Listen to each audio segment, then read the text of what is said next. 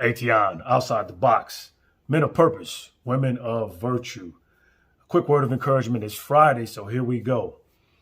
So I thought back to childhood to manhood as I looked over my life, and it was really taking a minute to realize that, what made me tick, what made me happy, where did I get my happiness from? Well, I think a place we all get it from. We get it from the validation from outside forces. We got people that we run into all the time. Remember they used to say, put your Sunday best on, right? So you put your suit on, you go to church, everybody sees you to compliment you on how you look.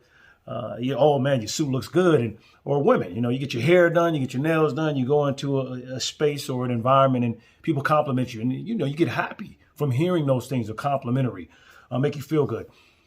The crazy thing about happiness is that it's temporal. It's up and down. You could be happy one minute, sad the next minute. And even, the root word, the Scandinavian root word for happiness or happy is hap or stance. And we all know that happiness or sadness can be circumstantial.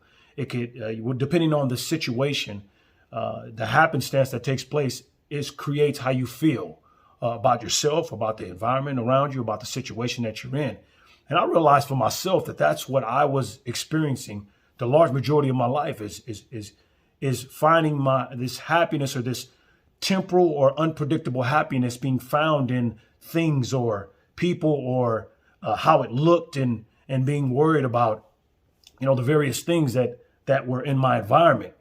And I soon realized what many of us soon realized, that there is no fix for this other than to find the joy of the Lord. And I look at the book of Nehemiah, shall I say, where Nehemiah chapter 8 and had Ezra there, and they were reading from the book to the people about God's laws.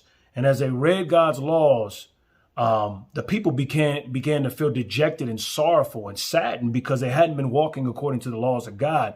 And they thought they were, like we all do. Sometimes we get there.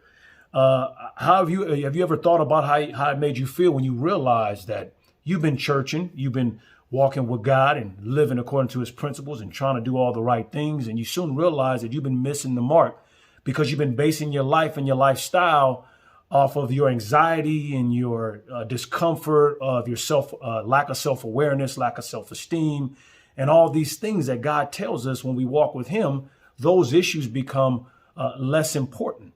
And so I think the scary thing is that when we don't realize that in that book of Nehemiah and all the laws that they were reading in chapter 8, it goes down to verse 10. It says, the joy of the Lord is your strength. Don't be dejected. Don't be sad.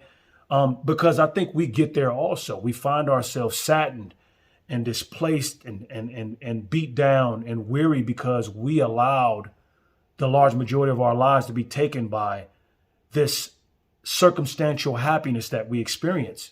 One day we're happy, the next day we're sad based on the circumstance. And God is saying, the joy of the Lord is your strength. Find my joy and you find permanent contentment. And that's what I learned, my very hard lesson. And I'm getting it now. And I hope you are getting it also. Understanding that the joy of the Lord is our strength.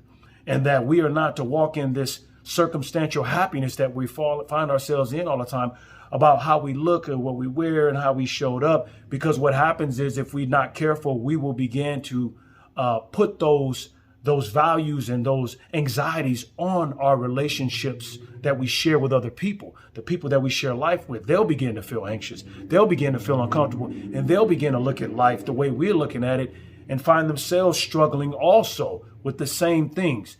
But if we walk in that joy and we bring that to every environment we come into, it changes the trajectory of everything. It changes the environment that we walk in and the people that are around us. And I'm so very, very grateful that God gave me an opportunity to gain understanding about this and not leave me in wallowing in my stupidity. Is it too late? No. But I think sometimes we feel that way because we didn't get the message from him early on. Well, don't feel dejected like the people were experiencing back then. Don't feel sad, and understand that God has given it to you and shown it to you for a purpose and for a reason. And it's now time to start walking in that. And let's share our lives with people from a joyful perspective that God placed us in. I thank you for listening. And hopefully I've been as much of a blessing to you as you've been to me. Thank you for your time. Atian Outside the Box. And I'm signing off.